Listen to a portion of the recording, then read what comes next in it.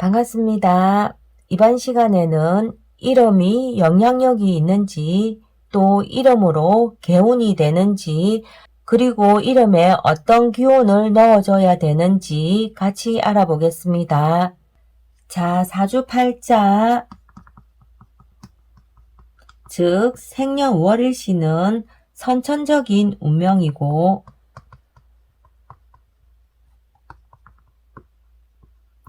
이름은 후천적인 운명을 좌우한다고 합니다.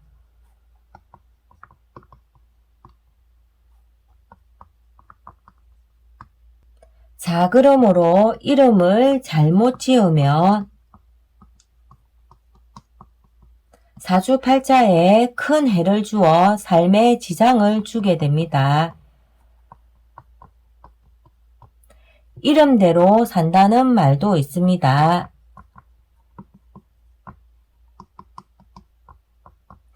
그만큼 이름은 인생에 절대적으로 중요한 것입니다. 자, 결국 사주팔자는 몸이요.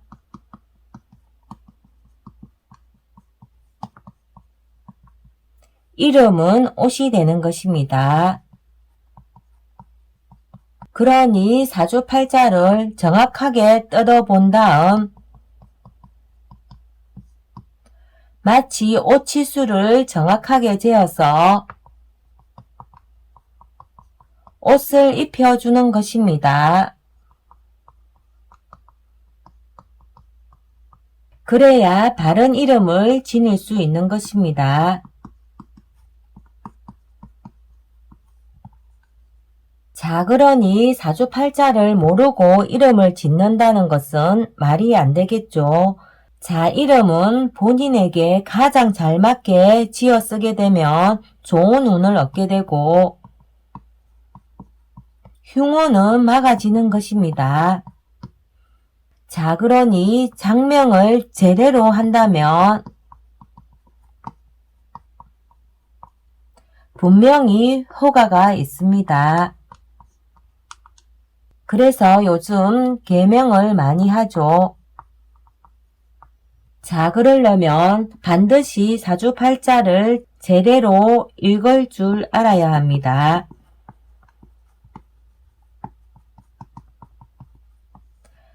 그러니 사주팔자를 정확히 감정을 해야 합니다. 그래서 용신, 희신, 귀신 등을 정확하게 파악을 해야 합니다. 그 후 부족한 오행, 엄양 기운이 무엇인지 파악한 다음 부족한 오행은 이름에서 채워줘야 합니다. 즉 이름에 자원오행, 수리오행, 발음오행 등으로 채워져야 합니다. 그리고 뜻이 좋지 않은 한자는 쓰지 않아야 합니다. 또 너무 강한 오행이 있다면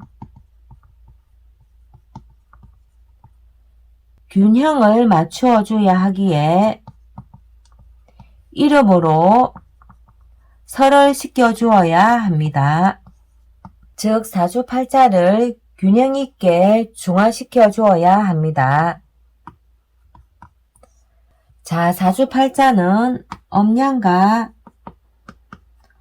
오행의 기운이 있습니다. 이러한 엄양과 오행의 기운이 균형을 이룰 때 가장 편안하고 안정된 삶을 살 수 있습니다. 자, 그리고 사주팔자에서 어떤 재능이 있다면 더욱 살려주어야 하고 결함이 있다면 최대한 이름으로 보완을 해주어야 합니다. 자, 물론 종격 사주도 마찬가지예요. 예를 들어서 새와 물로 종을 했다면 나머지 부족한 나무, 불, 흙으로 채워줘야 합니다.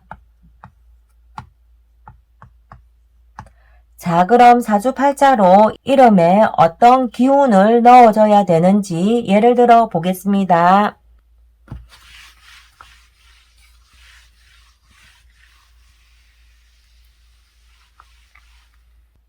자, 기축년 갑술월 기해일 임신시에 태어나신 분입니다. 일간이 작은 흙 기토일간입니다. 자, 어떤 오행이 많고 어떤 오행이 적은지 사주 형국을 파악해봐야 되겠죠. 자, 금생수를 받은 물기운이 강하네요. 그러니 술토지장 간에 정화 불기운이 많이 약하죠. 더군다나 사주의 불기운은 정화밖에 없죠. 또 문제는 나무와 흙이 대립을 하고 있네요. 즉 서로 싸움을 하고 있죠. 그러므로 불기운으로 이름을 채워줘야 합니다. 특히나 나무와 흙이 대립을 하고 있어 불기운을 넉넉히 넣어서 목생화 하생토로 통간 소통을 시켜줘야 합니다. 그러니 이름에 무조건 불기운을 넣어야 합니다. 자, 사주팔자에 쇠와 물, 흙기운도 제법 있죠. 나무 기운도 어느 정도 있습니다. 자, 이 사주가 추운데 여름 옷을 입혀주면 안 되겠죠. 자, 마치 옷치수를 제대로 잘 재어서 옷을 만들어야 하듯이요. 자, 그러니 이름에 무조건 불기운을 많이 넣어야 합니다. 나무 기운도 20% 정도의 비율로 넣어주면 좋겠네요. 자, 이렇게 부족한 기운을 채워줘서 사주팔자에 균형을 맞추어 주어야 이름을 잘 짓는 것입니다. 자, 오늘은 이름 장명에 대해서 간단히 알아보았습니다. 자, 여러분의 구독과 좋아요는 저에게 큰 힘이 됩니다. 감사합니다.